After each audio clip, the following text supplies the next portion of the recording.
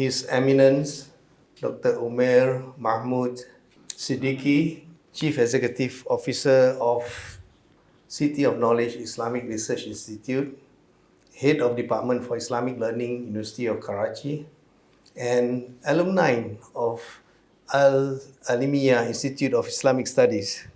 Honorable Hazrat Mustafa Fazil Ansari, President of the World Federation of Islamic Missions.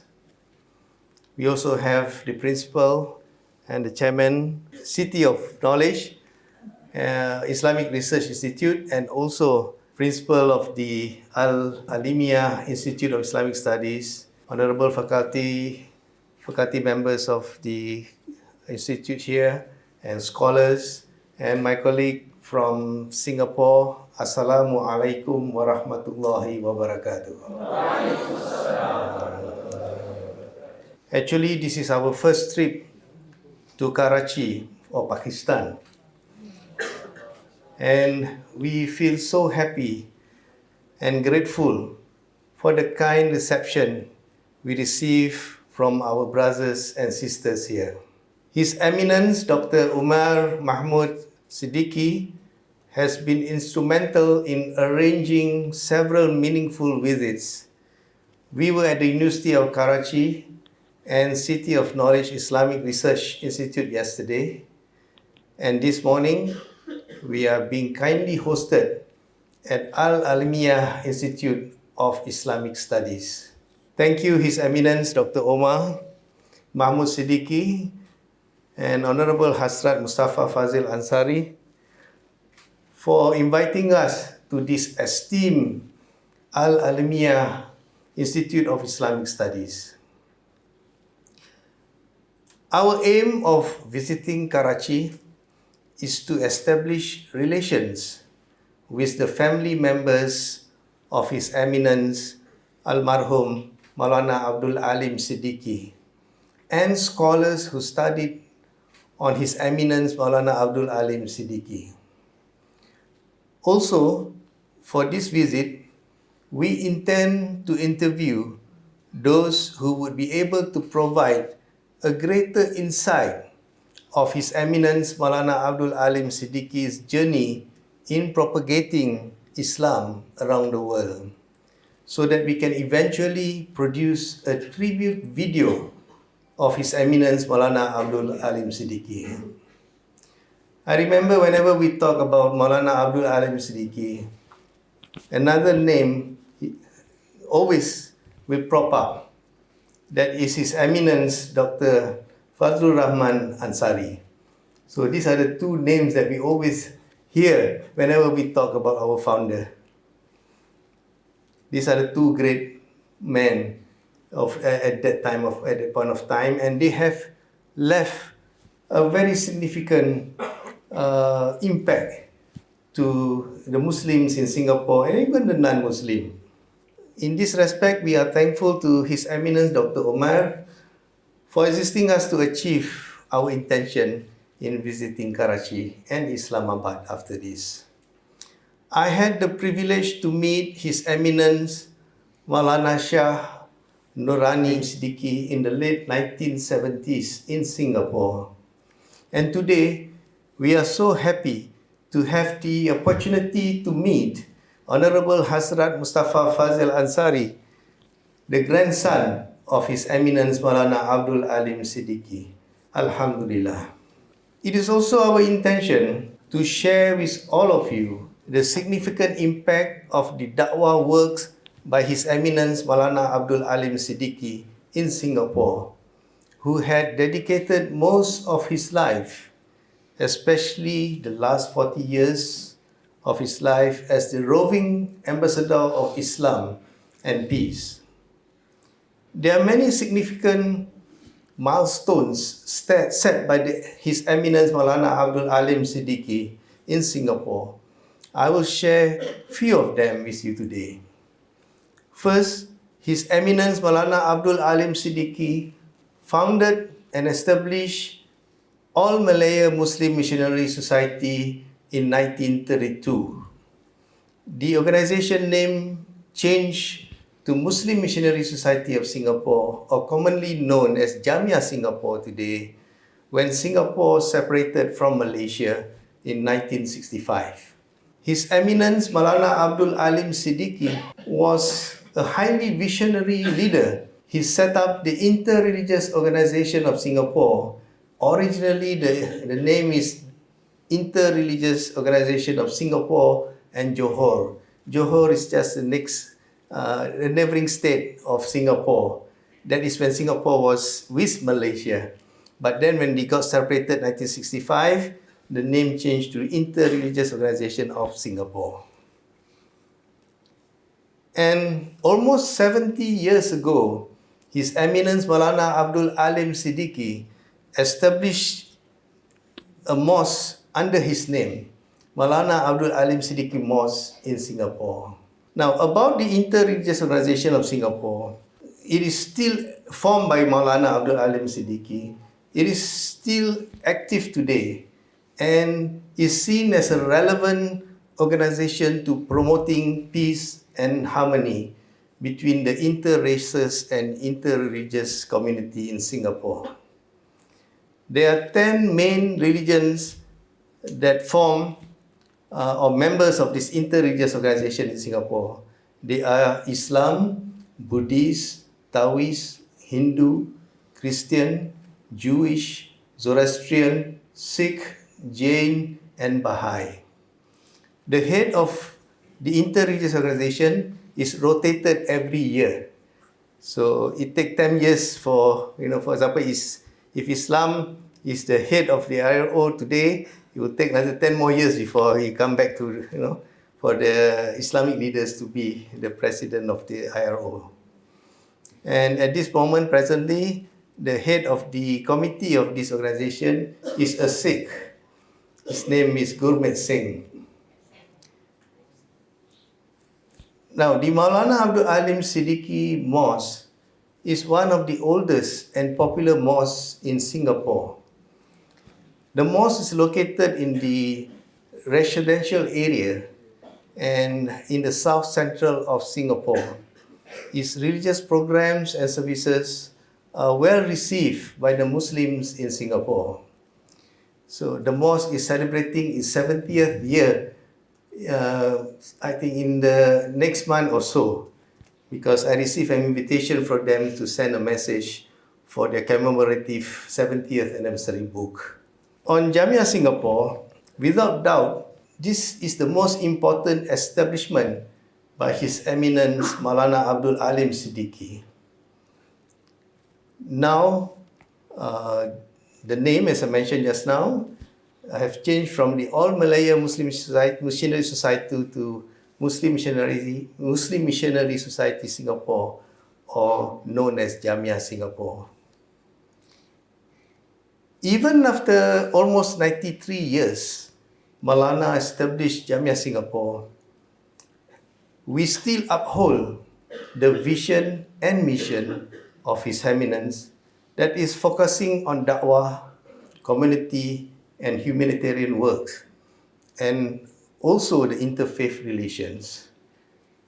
We have photos and information that shows Molana's work in Singapore in the early 30s. Whenever they have event, he hold an event, he will invite the leaders of other religious groups to join in the event and the government official.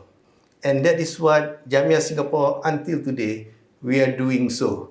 We are just following the footsteps of our founder, His Eminence Molana Abdul Aleem Siddiqui, until today.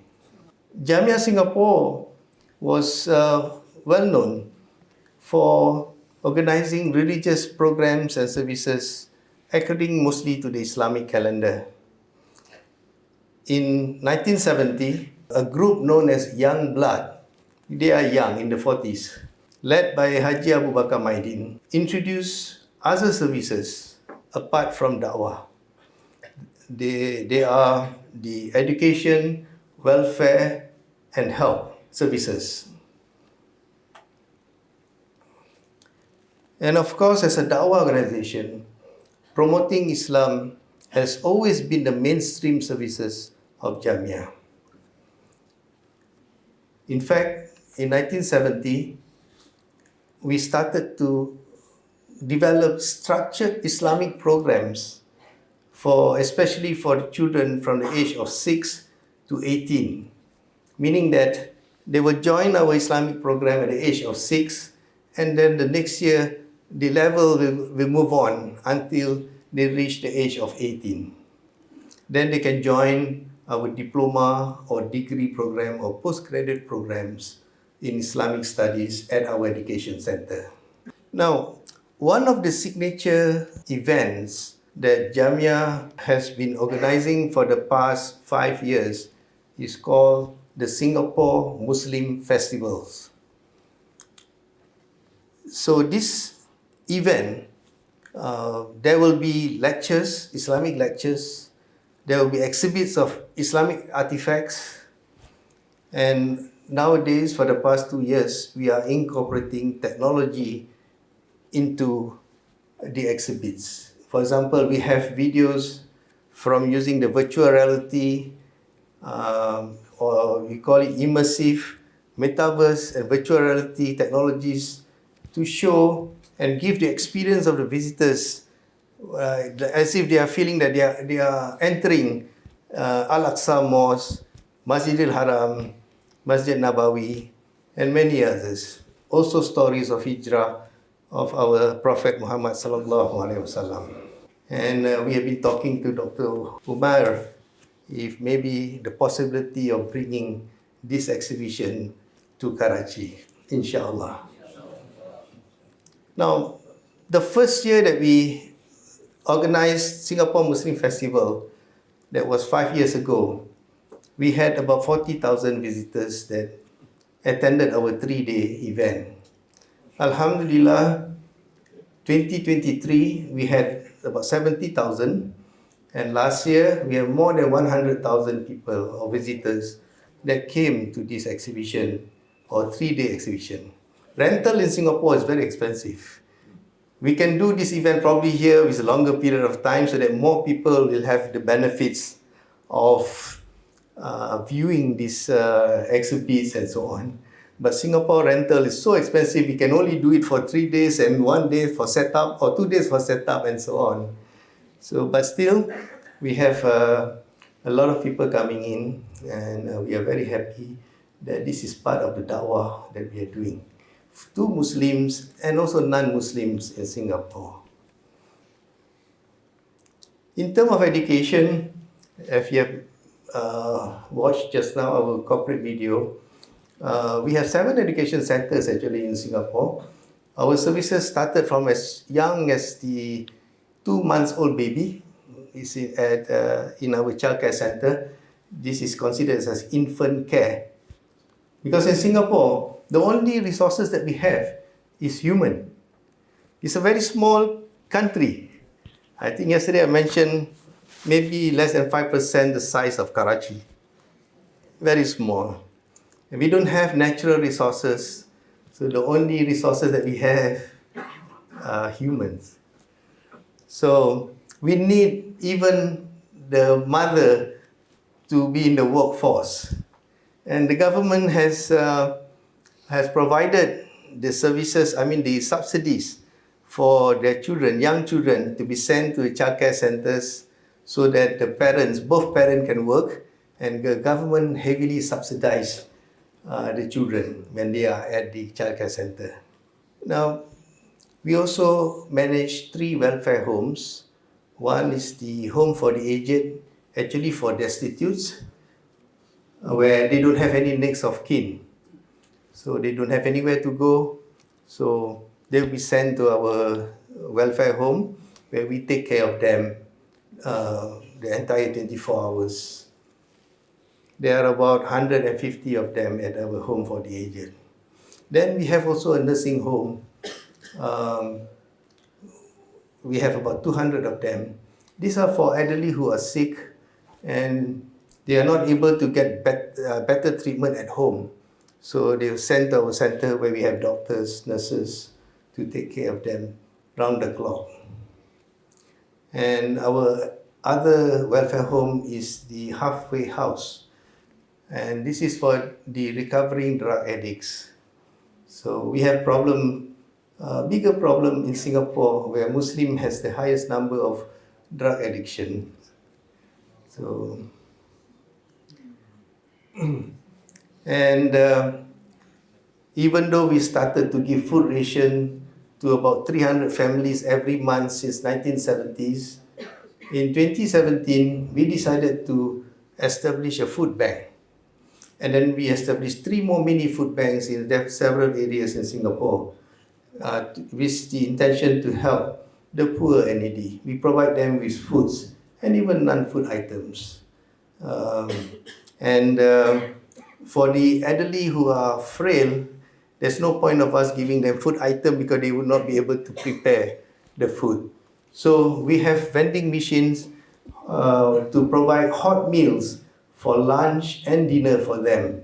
They can either come down or they can get their neighbors to pick up the meals for them every day.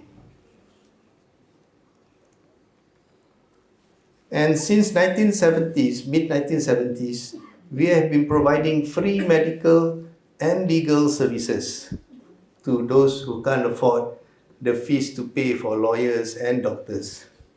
And we have volunteer doctors and lawyers who consist of Muslims and also non-Muslim lawyers and doctors that volunteer at our clinics. We have a team of counselors, social workers, and they provide counseling services to those who need the counseling services. Matters like marriage, asset distribution, and other matters. Our colleague here, Mr. Jeffrey and Mr. Amirul, they form from our mass communication and studio departments. So we set up our studio about 2 years before COVID-19. And when COVID hit Singapore and many parts of the world, we are fortunate that we are ready to get our program and services to move to online seamlessly. About 3 years ago, we established a new department called Corporate Planning and Strategy Department, consisting of younger set of people, qualified people, to help us chart the future progress of Jamiyah, with the target that when Jamiyah reaches its 100th year in less than 8 years from now, this organization is ready to fulfill the needs of the community at that time. So having relevant services and programs are the keys to propel Jamiyah to greater heights.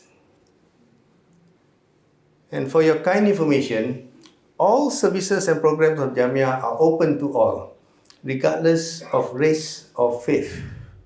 This provides us the opportunity to showcase the beauty of Islam to the non-Muslim.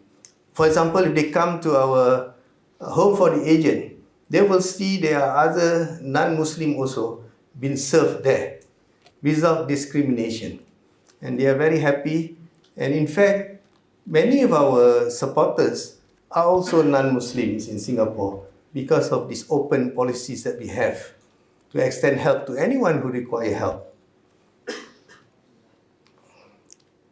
Now, before I end my brief presentation, I think it's only fair for me to give you a bit about Singapore. I don't know how many of you have been to Singapore?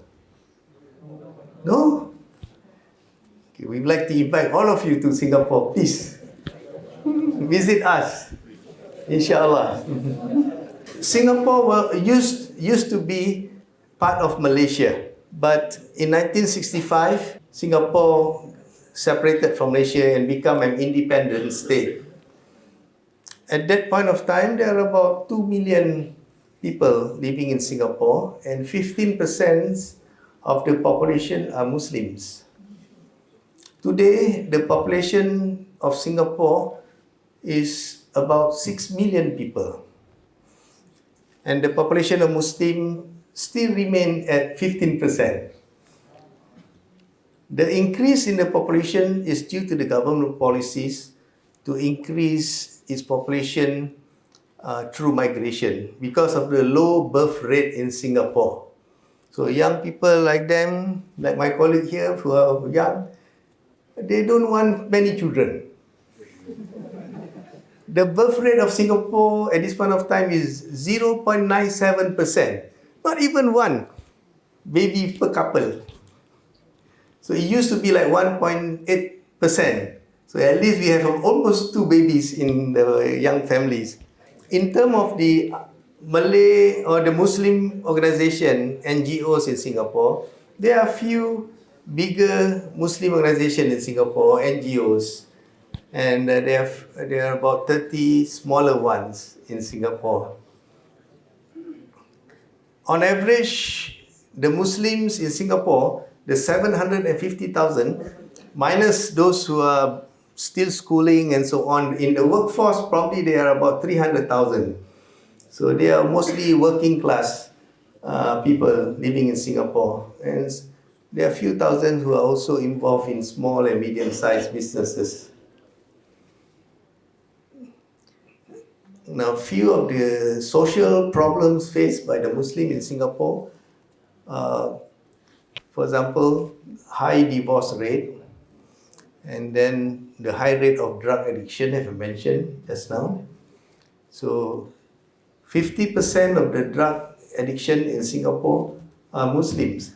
Even though our population is 15%, but in terms of the drug offences, we are 50%.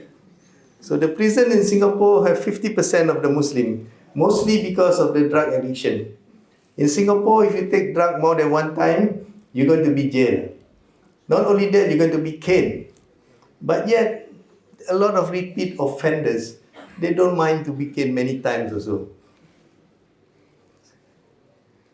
But we are happy to see that our halfway house that helped them to recover and rehabilitate them, we are achieving about 75% success rate. So dua for us, hopefully 100% in future.